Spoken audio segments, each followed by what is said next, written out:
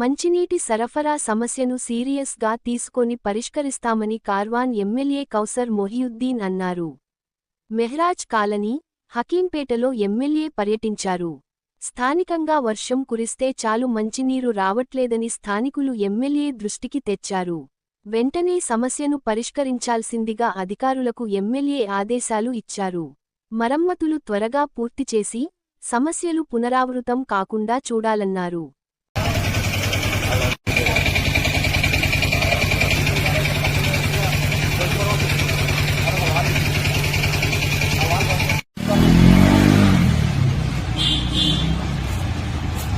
నుంచి 10 గంటలలోపు ఇక్కడ ఇంకా 2 వాళ్ళు బంధించినామంటే 10 వరకు ఇలా మొత్తం సప్లై చేస్తాము. 10 గంటల వరకు అవుతుంది.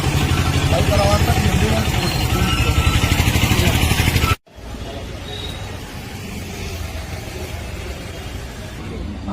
చాలా తక్కువ